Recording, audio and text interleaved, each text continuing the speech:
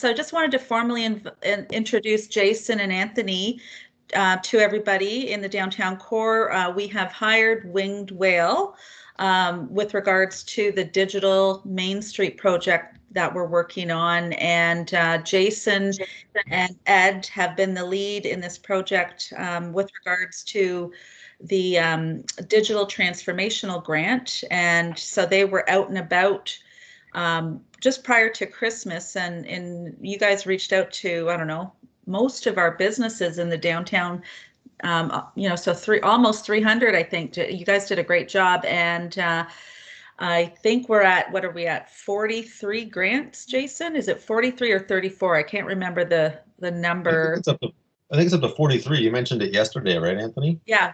43? Yeah, 43.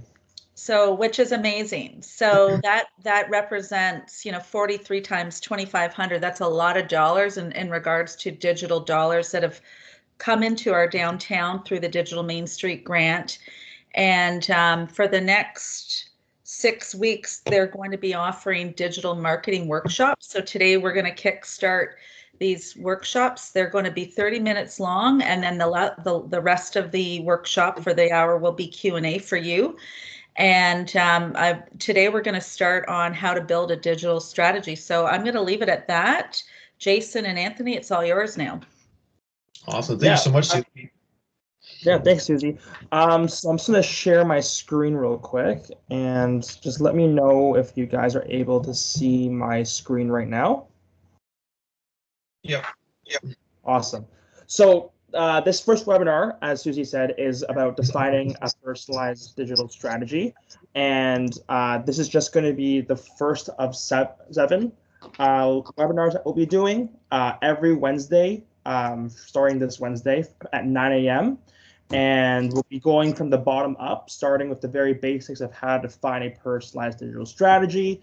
Next week, we'll be going into how to introducing social media. So giving you an overview of the interface and how to really get the most out of it using your business accounts, as well as how to choose the right platform for your business. The following webinar will be about social media management. So this is where we start to get into the free softwares and tools to help your business really thrive in an e-commerce environment, and then some best practices to use hand in hand with these tools. The following webinar will be an intro to SEO, as well as how to buy ad space on Google Ads, Facebook Ads, Instagram, and YouTube. And then webinar 5 will be about image editing software. Of course, if you have Photoshop, that's also a very viable tool. But the name of the game here for our webinars is to present to you guys free softwares that you can use to help your e-commerce and digital assets. And webinar 6 will be about project management software, where it'll allow you to streamline your initiatives across team members, and you're able to push those initiatives forward in a streamlined method. And finally, the last webinar will be about email marketing services using MailChimp. And as Susie said, half the portion of the time we have today will be about just giving the information, and then the remainder of the time will just be getting an FAQ, Q&A, just kind of getting any questions answered on live right now. So the overview of today's webinar, we'll be going over how to assess your current assets, which is basically just going over how to really see where your business stands right now. The second step is about identifying your target market. As sure as all of your business owners, you guys know or have done this already. This is just kind of adapting that original kind of approach into a more digital mindset. The next thing that we'll be covering is that determining marketing objectives, or KPIs. And then once we have those three components, we go into about how to create and execute on the strategy. We'll also entail an example about this, and at the very end, we'll also entail the resources that we have available to you guys today. So to begin all this, starting from the bottom, we have to really define what is a digital strategy. So that's basically a business's overall game plan to attract potential clientele by effectively communicating the benefits of their business through a digital platform. So you can do this through a lot of ways, by building your socials. You're engaging with your users on the platform. Your intention might be to build a loyal customer base, to build brand awareness, advertising promotions, and all these other things. And these are some of the things that we want you to keep in mind while you're thinking about how you want to spend your grant money when you're promoting your ads. How do you want to really streamline that? So to do this and how to assess your current assets, we recommend a SWOT analysis. I'm sure some of you have heard about this, but in case you haven't, we'll just go over this in a very, very nice way. So a SWOT analysis is, as you see in this table, how you'd basically assess your current business. So you'd analyze what you have on hand. So if your business has a Facebook page that's active, but an inactive Instagram page, or if your business has a Google My Business page that's not been claimed yet, you kind of have to just do an audit of what your business currently has, and you'd put it under your strengths table. So under the first platform here, strengths and opportunities tactics, you really want to put in everything and anything in your business that would be answered in the question, how can you leverage your business's strength to maximize future opportunities? So like I said before, you have a Facebook account set up for business. You're verified on Instagram. Those are all strengths and opportunities that can help your business thrive in an e-commerce environment. The next on the right here, strengths, threats, tactics. This is the part where you really want to think about how you can leverage your business's strengths to minimize the impact on potential threats. So from my own personal experience, I used to work for a direct mail company. And one of the issues we had was a lot of people, how we delivered our mail to our clients is through Canada Post. And the biggest issue was our envelopes were plastic wrapped. Now, at the time that the company I was at, they were very environmentally friendly, but the consumer habit was when they hear plastic, people get very cautious about the environmental hazards. So that's an example of what you would put under a threat. How we made it so that we leverage it based on our strength is we had a very strong social presence. So one of the things that we put in this section here is, okay, we know and we're anticipating that consumers are going to have a worry about our eco-friendliness. We're going to use our social to leverage it and saying, hey, using these socials, we're saying about we understand these are the concerns of the consumer and that our plastic is eco-friendly and here are the reasons why. You can leverage that kind of example for your specific business. In the bottom left is weakness and opportunities. So here you want to ask yourself, how can you leverage potential opportunities to minimize your business's shortcomings? One of the biggest things that I've noticed, and as I've done some digital transformation plans with you guys, is a lot of the things is about feedback from consumers. Now, this is where you have to be really careful, and you should really add that in this section when you're doing your audit. Is you want to really take a step back and see if you're really responding back to customer feedback. That can be on your Google My Business reviews, on your Facebook reviews. If they're commenting saying, great, I love it, definitely comment back. If you're saying I wasn't too happy about it, make sure you're commenting back. If you're not really doing that or you're finding it a bit spotty, this is an example of what a weakness opportunity tactic point would be. And that's something you want to work towards. On the final section here, it's about how you minimize your business's shortcomings to mitigate potential threats. So this is another example of where you're trying to anticipate potential shortcomings, such as a lot of my business is done in store, but because of coronavirus, I have to switch over to a digital platform. So making jot notes of these are the things that I need to be aware of can come a long way when it comes to actually understanding how to design a digital strategy for yourself. So these are just the arrow points pointing towards these sections here. Before you continue, Anthony, I just wanted to make a note. So in the section where Anthony just mentioned kind of customer feedback and commenting on people's comments, one of the things that you want to make sure is that you're not going to get into an argument on your social media channel with your customer, right? So you have to be very careful with the comments that you're going to provide for your customer feedback.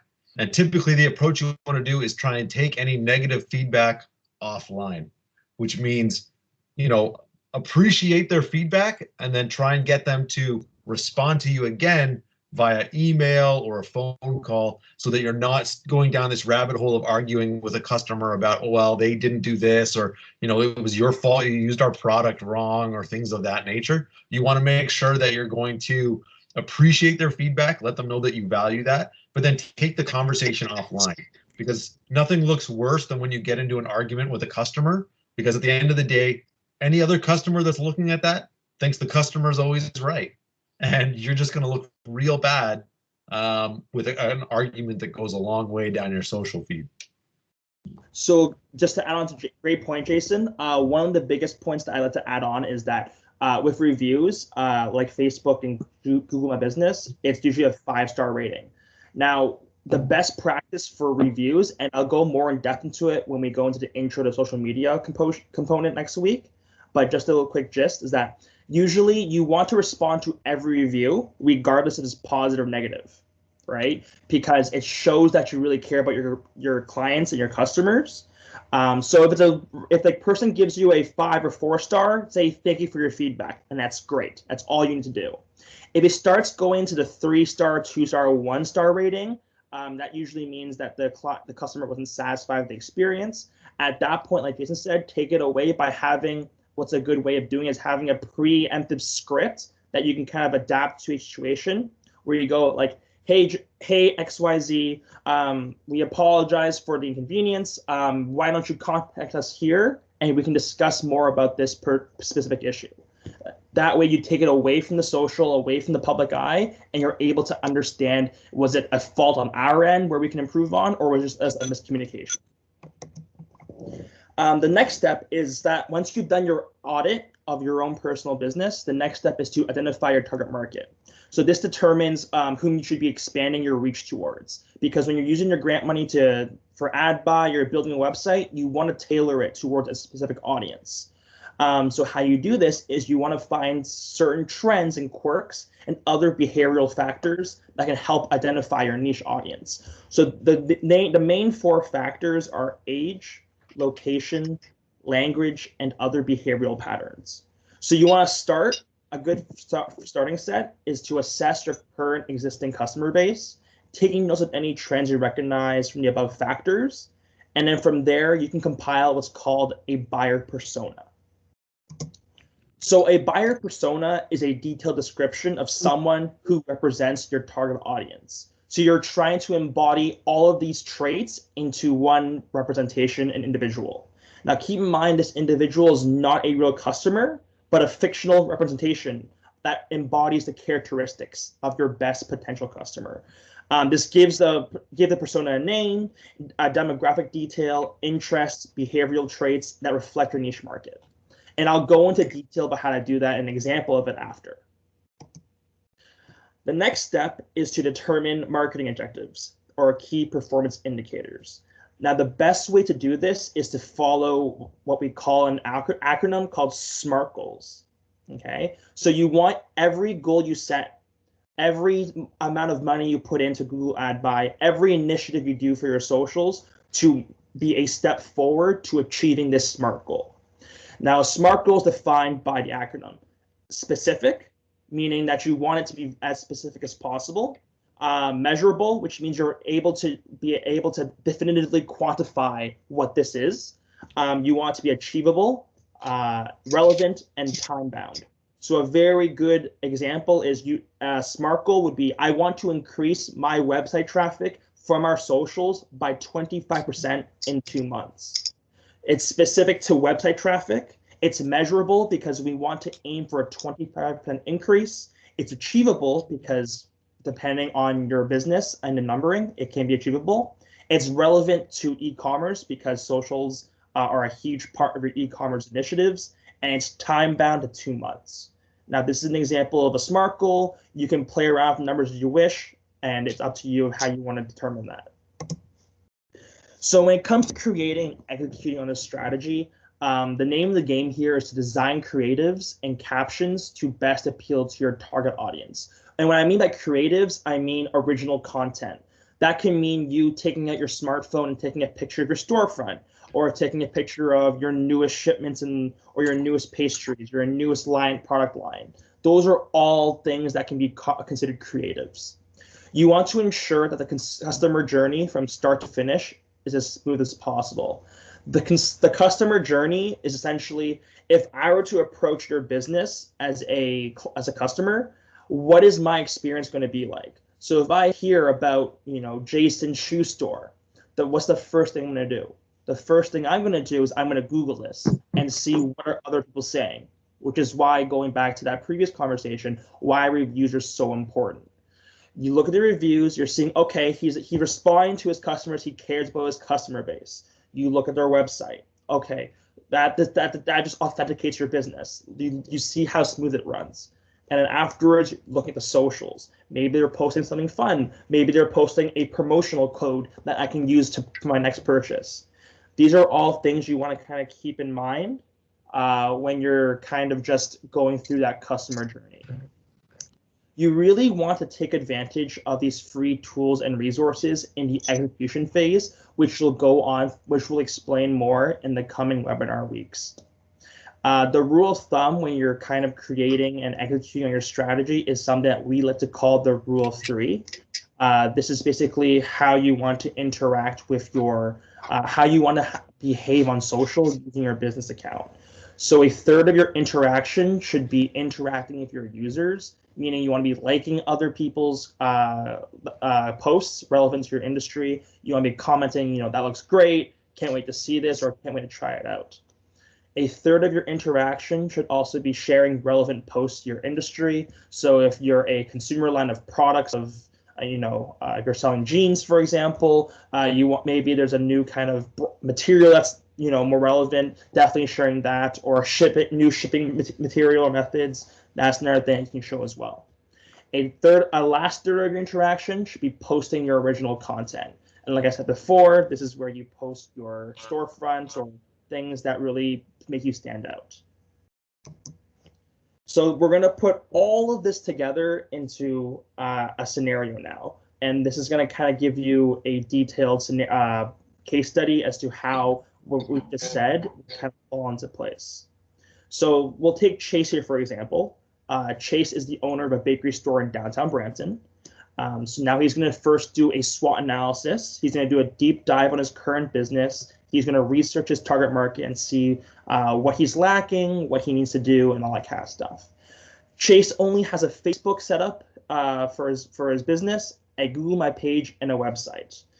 And he's discovering that he has a lot of Facebook reviews, but not too many on Google My Business. He also notices that a trend where most of his business occurs in the first few hours of him opening between 9 a.m. to 4 p.m., and it dies down after lunchtime. He then goes and looks at his following base on Facebook, so all the people who are following his Facebook business account. And he notices that a significant number of followers are yoga enthusiasts, and most of them are 50 plus in age, and they're female and mainly Caucasian. He also notices that many of these people are active on Instagram. Chase further notices that at the local community center in Brampton, that there's a series of yoga classes being scheduled starting at 6:30 a.m. and the last one at 1:30 p.m. So then from this information, he extrapolates his buyer persona. So he creates a buyer persona where this individual, his ideal market is female, age 50 plus, lives in Brampton, Ontario, enjoys early morning yoga, speaks primary English and other subsequent languages as well for bilingual, and likes to use Facebook as well as Instagram. From here, Chase sets the following SMART goals. He wants to increase Google My Business reviews by 20 in the next 2 months, and he wants to increase Facebook interactions by 10% in the next month. Now keep in mind, again, these are SMART goals. They're specific, they're measurable, they're achievable, they're relevant, and they're time-bound. Now that he's gotten that goal set, he's going to develop a strategy to kind of just push and achieve those goals. So Chase decides to test run a few hours of operation for his bakery, where he's going to open up at 6 a.m. rather than 9 a.m. And he's going to close at 2 p.m. rather than 4 p.m. to correlate with the local community center's yoga class time, just to see if the correlation of he's anticipating the behavioral pattern of his niche market audience, where are they coming from yoga and eating afterwards here or whatnot? So then Chase also decides to start a 10% off promotion that provides discounts to customers who leave reviews on his bakery's Google My Business. This is to incentivize further reviews being posted, both positive and, things positive and constructive feedback, as well as decides for the 5% off promo for those who will follow and like his Facebook's business page. This is a way for him to get more traffic to his social, which increases his brand awareness. So to execute on his personal strategy, he will post his new hours of operation for his bakery, as well as his new promotions he'll be running. Chase decides to use Canva, an image editing software, to create an easy-to-read creative that details all this information. She also decides to boost this post on Facebook and Google, and to create an Instagram account for his bakery and post his promotion there as well. And that's where you can kind of put your some of your grant funding into when you want to post certain posts that you want people to really see. That's how you would do that. And as well, Chase decides to do this for 2 months to see if he'll achieve the 2 SMART goals that he has set. So from there, that's the takeaway from it, right? You want to determine a target market, you want to set your SMART goals, and you want to set those KPIs and to monitor those progress. In later webinars, we'll go into detail about how you can actually get metrics as to whether or not you're on track to achieve your SMART goals. But those are the 3 points to take away. So before we take any questions, we're just going to go over some resources that we're going to provide for you guys today. So the first one that we're going to provide for you guys is the Digital Presence Improvement Guide. And this is a very detailed guide that kind of outlines these following points. And you'll all be receiving that via email or another medium today. And if you want to take a read through it, read it all, read certain parts of it, by all means. But the main point here is to extrapolate what you need from each section that's relevant to your business. And then taking whatever you can from this and adapting it to your business model. So Jason and I will kind of initiate that kind of push shortly after this webinar. The next one is a Google rep that we have been talking with. So this is for any business who's spending at least $13 a day on Google Ads or $309 a month. So Jared is the campaign support representative from Google. And what would happen is if you guys are spending at least that $13 a day, we encourage you to reach out to us, Jason or myself, via email or our contact info that's posted on the next slide. And essentially, we'll get you in touch with Jared, who will help you create your first YouTube or Google ad campaign. He'll help adapt your campaign to your budget, and as well as give valuable tips and insights specific to your business. Otherwise, you guys can contact him there, but just keep in mind that the cutoff there is you need to spend $13 a day on Google Ads. That's the cutoff. And finally, of course, the support you have is from Jason, myself, and Jeremy. But if you guys need to contact us, feel free to email us at info@wingedwheelmedia.com or call us on our cell phones on the above, as you can see there. And next week, we'll be going through an intro to social media and how to kind of understand the interface and how to really take it to the next level. Are there any questions? So that was a lot of information. We know that's a lot of information to kind of throw at everybody in kind of the 20-30 minutes there, but we wanted to make sure that we give everybody enough time to bring forward their own questions about their own business so that we can kind of discuss that a little bit.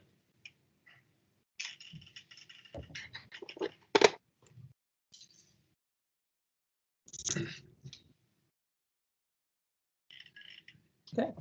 Any questions whatsoever in regards to help you guys out? If not, you guys can always email us back or contact us through our phone numbers, and then we can get forward to you guys. Otherwise, we can just move on and present you guys a toolkit later today. So Hi. Gretel had a comment too. Hi. I just wanted to talk about, setting realistic goals with numbers, because I think all of us get, we get so busy with different things, and I think most people know how to do social media marketing today. maybe they don't understand how to read the metrics of, is this performance figure good or bad? So I wanted to talk, maybe you could give us some tips on setting some realistic goals, or with eliminating, oh, we did it, the campaign was great. Well, what does that mean? Like by supporting it with evidence, with numbers, to say, okay, well, our Taste of Brampton, I'll use BIA, our winter Taste of Brampton, we'd like to build our, Instagram followers by 5%. And, what does that represent? That might be too much, and then see if that's actually realistic. Or, you talked about building a loyal customer base and new revenue streams. And so I don't know, I always find that part, I mean, it's not that complicated. It's something sometimes we fail to do. And we've got lots of numbers. There's Google Analytics, there's impressions on Instagram, there's numbers on Facebook. And then you can even, measure your email campaigns through the click rates and real call to action. Like, I'm just thinking of some of the things we're working on, like our BIE gift card. So just wondered if you could share any advice to everybody on today's call. Yeah, so great question, Susie. Primarily the best advice I can give you is that every single SMART goal will be different based on your business to begin with. But on the baseline, the biggest thing you want to really compare is if you had any previous campaign that is from last year or in a previous quarter to compare to. It doesn't even have to be on a digital front. So for example, if you've done a promotional offer every time for Black Friday or on Boxing Day, and you haven't had any kind of social push last year, for example, you can kind of determine a SMART goal just from seeing, okay, this year I'm going to make a social push. I'm going to boost this ad post that's going to tell people in Brampton that I have a certain promotion going on. From there, I'm going to see, is there a change in my revenue? Am I getting more money during this time where I'm running this promotion or not? That's the biggest example I can give you if you're going from a non-digital standpoint and comparing it to a now digital standpoint. If you've already ran a promotion online before last year and you're comparing it to this year's, you really want to look at your overall impressions and your overall engagements. Those two words might sound a bit wonky. So impressions are essentially how many people have seen your ad on Facebook or whatever social platform. Engagement is the term that references how many people have commented or interacted with your post, whether they've liked it, commented, shared, clicked on it. So you want to kind of compare that as well as seeing how many people have clicked on your link, right? Because at the end of the day, your customer journey for your socials is you want to, if you post a promotional code on your Facebook or Instagram page, you want them to use it on their purchase. So you want to track the customer journey from going, okay, X amount of people have seen my promotional code, but how many people have actually visited my website? And how many people have used this promo code that's specific to my socials? And that's how you kind of track those metrics and going from there. Does that answer your question, Susie? Well, I think just to add on to that, I mean, if you are just based on the impressions and the interactions, if you're creating a piece of creative like an ad and you get 10,000 impressions, but you only get 10 engagements, that's an opportunity to observe, maybe there's something wrong with your actual creative. Maybe, your ad itself is not, written properly, or, it's a broken link, or so it'll give you a reference point to check back. I mean, I think one other important thing is that, sometimes it's difficult to gauge, should I do 5% increase or a 10% increase? And I think one of the things to remember is that if you just start with, say, 5%, and then you in a month smash that, and let's say you do 50%, there's nothing to stop you from the next month upping the ante and doing that again, saying, you know what, we're going to shoot for 40%. Let's see if we hit 50% again. So it's don't be afraid to make the goals and either smash them or even under deliver on them. If you set a goal for 50% increase and you only get 5%, well, now you have something as a new reference point to look at so that you can help determine, well, why did I only get 5% and not 50%? Maybe Yeah. 50 was unrealistic, or I'm only getting so many impressions, so I'm only going to get 5%. So like there's an area there for you to kind of scope out your business and see what you've done with your creative and see where some of those pitfalls might lie, so that then you can begin to filter down and see what a reasonable key performance indicator is, right? And then you'll understand, okay, last year we did this campaign, we got 20%. This year, let's see if we can get 25%, right? And just kind of increment it up. And if you smash the goal, amazing, raise the bar the next level, right? If you underperform, check to see maybe where the bar was set and reduce it, right?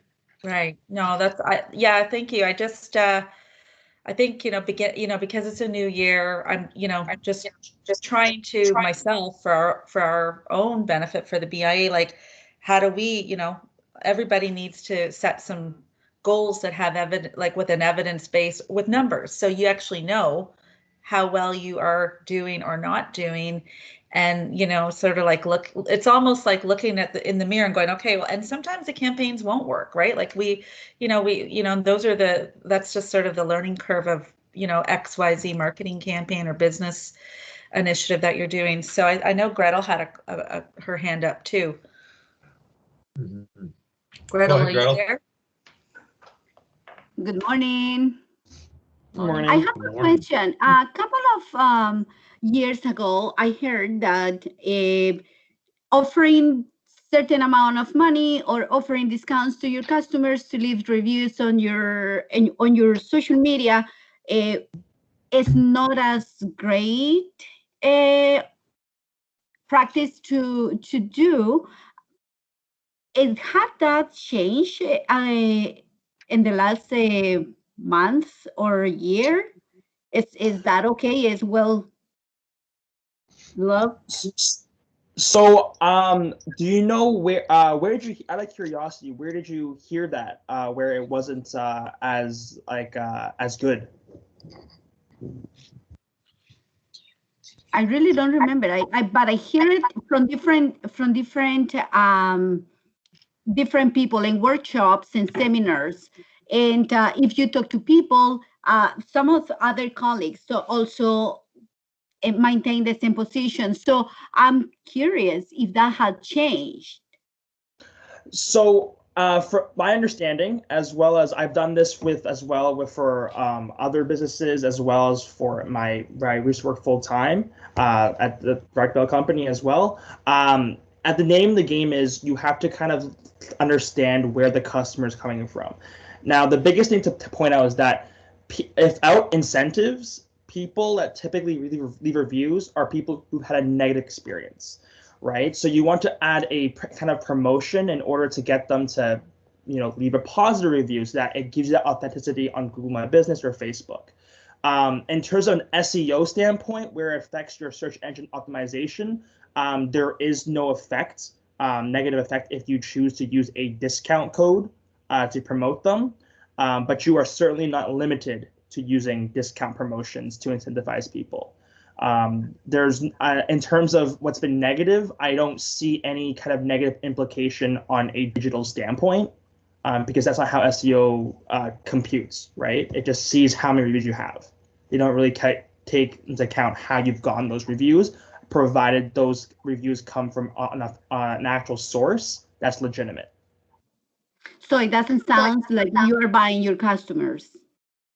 No, it doesn't sound like you're buying your customers at all, because the other flip of that coin is realistically how the concern is there is that they don't want to look at fake accounts posting reviews, and that using a discount code is not how they check that. How Google or Facebook authenticates if a review is authentic or not is they look at the Google account that's making your review or the Facebook account making your review, and are seeing how long ago was this account activated, what was the activity, how many reviews has it left. Those are the things that it looks at when authenticating the legitimacy of a review, not so much what the business is doing to get those reviews. If that answers your question. Okay. Yeah. So it's not a red flag. We can take it as a green flag now. Yeah, go for it. Okay. 10% off. Okay. 10% off. leave a good review, like us on Facebook, leave 10% off, like that. That stuff is all fair game. This will not affect you negatively in any way with algorithms of Google or Facebook as of today. Excellent. Yeah, and ask your previous clients to leave a review too. They don't necessarily need to buy something in order to leave a review. You know, you could just phone up any of your, send an email to any of your client base now and just say, hey, we'd love to receive a review from you. You can offer a promotional code, but there's nothing to prevent you from just asking for reviews from your clients. yeah. Usually they surprise me, and that's the great feeling. I never offer anything, so but it's nice when you know you just get it because they really feel it. Mm-hmm. Yeah, those are the best, but don't hesitate to ramp up the number you get by just asking. Excellent. Yeah, right. Excellent. Thank you. Any other questions? No, I'm not too familiar with some of the people on right now. I don't know if anybody wants to introduce themselves and their business.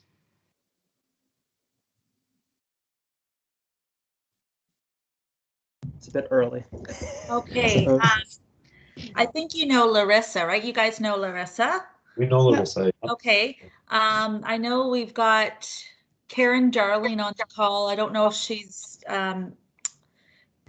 if she wants to unmute herself. She owns a gallery just off of John Street. Okay. And then we've also got, I saw the owner from the Flowertown laundromat on here. I guess maybe I don't see him anymore. Is he still on the call, Tegan? Can you see Tuan? Yeah, he's still on the call. Okay, great. Sorry, it's not coming up anymore on my screen. And then we've also got Janelle. I believe they're from PAMA. Yes, that's Okay, me. great. I'm Sorry. from PAMA, yes, the marketing coordinator.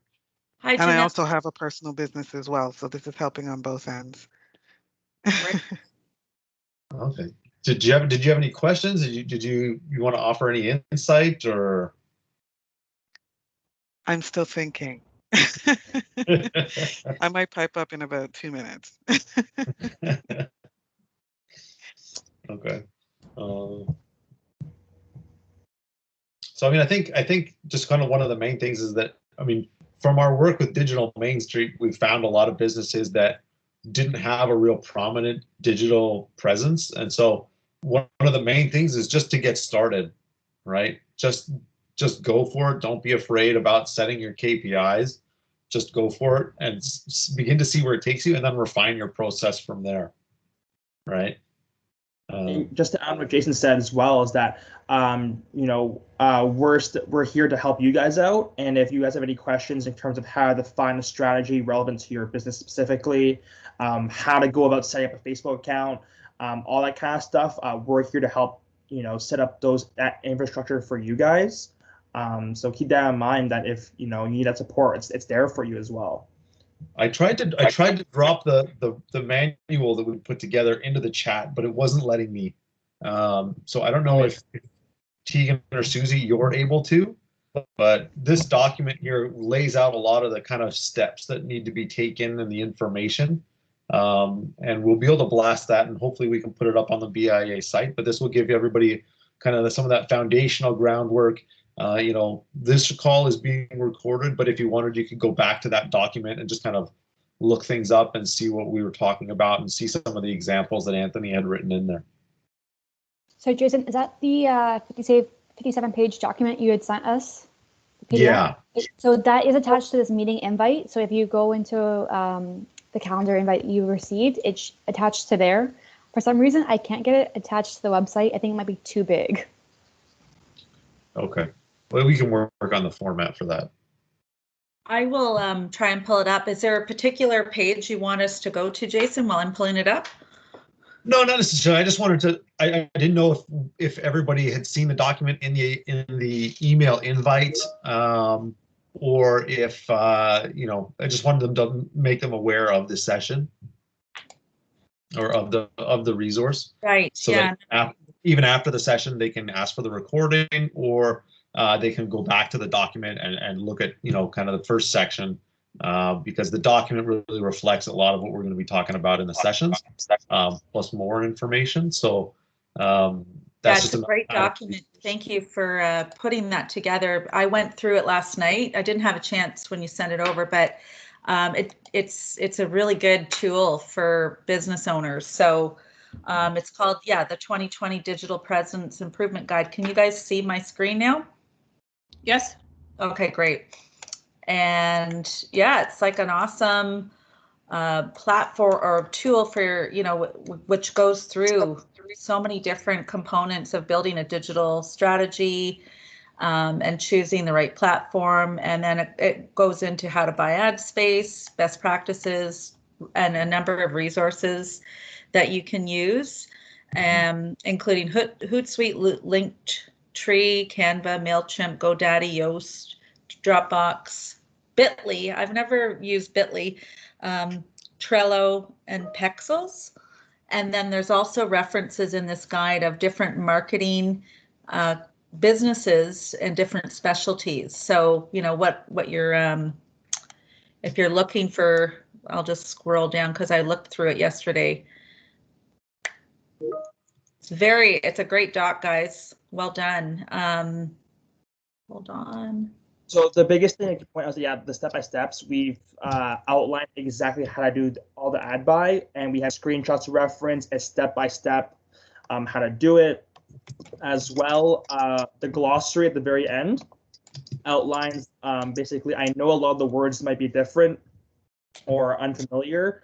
So the glossary, which is on page 45, that one is where we kind of start going through all of the terms that would be e-commerce related, just to kind of get you guys in that kind of lingo mindset, be able to understand what those words are, as we're saying them through the webinars, and as you're seeing these words pop up in your metrics page, which we'll go over in the next few weeks. You'll start to familiarize yourself with these terminologies. In terms of the references, these are just really reference points in regards to the dimensions. One of the biggest issues that you'll come across when you're making creatives is making sure that the dimensions of your actual image conform to the dimensions that are specified on each platform. And speaking from my own experience, it's an absolute nightmare trying to figure out, okay, I have one picture I need for my Facebook profile page, but it won't look the same way if I put it on my LinkedIn or put it on my YouTube. So easiest way to do that is when you've made the page is you just conform to the pixel dimensions that are listed under the references and just input it as you're exporting the image, and you'll be good to go. One final thing to note as well is on the very end, we have a vendors list, where if you need someone for a certain e-commerce service, such as search engine management, search engine optimization, web design, social media management, search media engine management, and website analytics, and graphic design, we've provided a list of companies, their website, their contact information for you guys to reference that you can use your grant money towards, and they can help you out on a specific one-on-one basis. Yeah, it's a great guide. Thank you, guys. It's very, very comprehensive, lots of data and information. And I like, some of the templates you've set up with regards to the social media content strategy and whatnot. So, so people can utilize these templates, of course, with long-term planning. So anybody have any questions?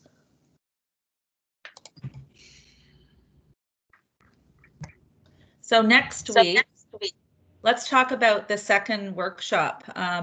That's going to be next Wednesday, same time, 9 to 10, Jan 27. And we're going to be going every Wednesday until, I believe it was March the 3rd, we said? Yeah. And so next Wednesday's topic is, I don't have it in front of me. What is the second topic? So it's going to be the introduction to social media and choosing the right platform. So this is where I'll be doing a demo of what your Facebook's looks like right now. What are some of the functions that you can use, as well as some neat features to really make your account pop. So that could be story features, highlights, all that kind of stuff. Great.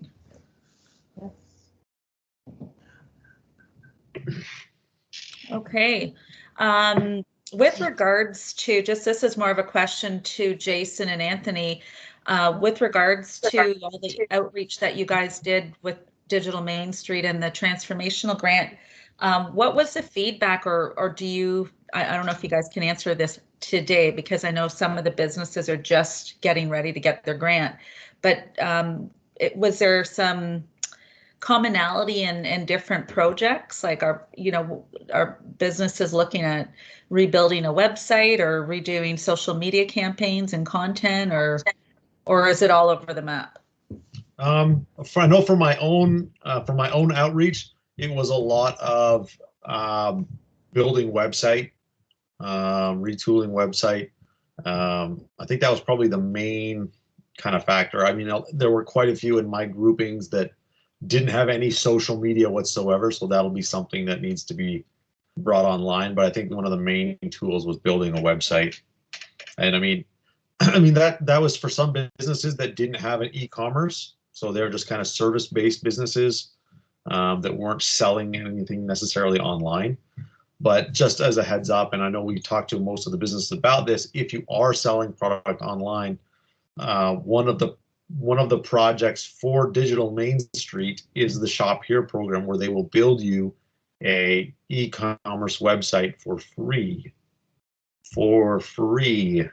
Yes. So if you are looking to sell anything online, these people will build it for you for free. They will pair you with a designer.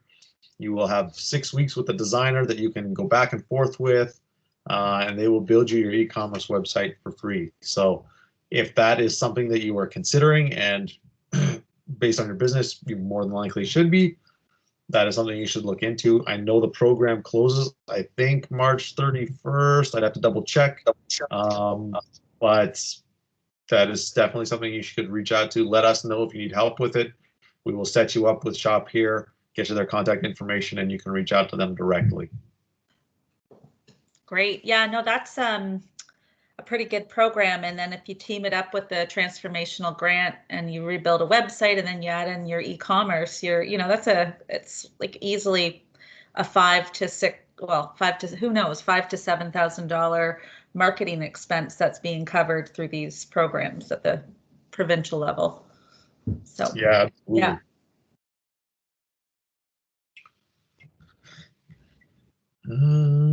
Oh, I think Tion wanted to say something. He's got his hand up.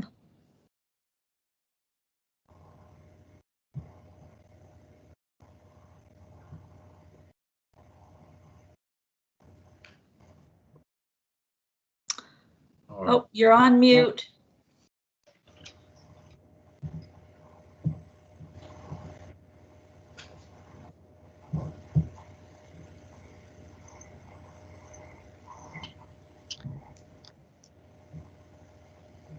Swan, did you have a comment you wanted to make?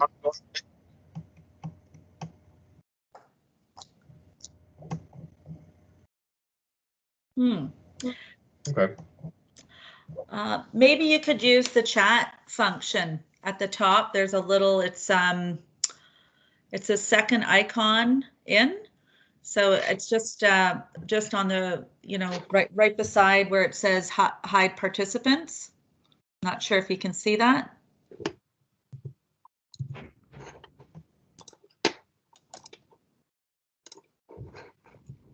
Okay.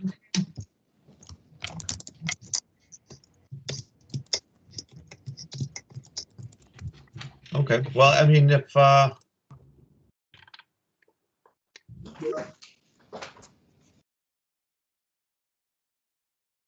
Okay, so maybe we should just reach out to him after.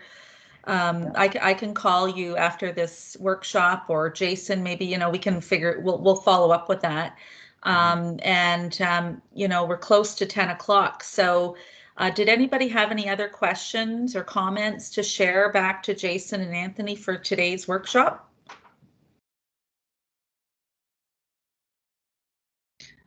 If anything, I would just say, invite other people to the workshops. The more people we have on here, the better the learning process is. That way we can kind of all share a collective experience with our businesses and learn from one another. So if you're in contact with any of the other businesses, by all means, invite them out, and we can kind of learn from each other. And keep in mind, next week's webinar is same time, Wednesday at 9 a.m.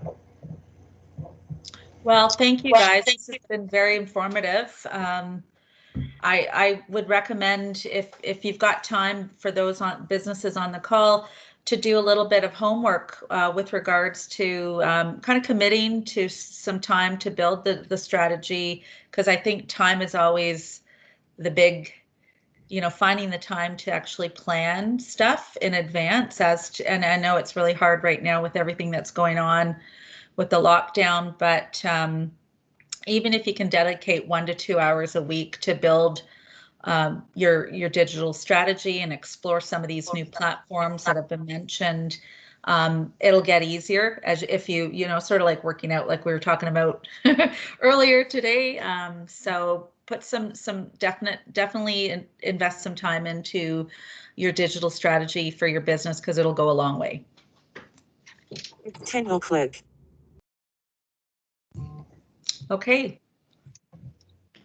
All right, thank you so much, guys, and I hope to see you guys next week.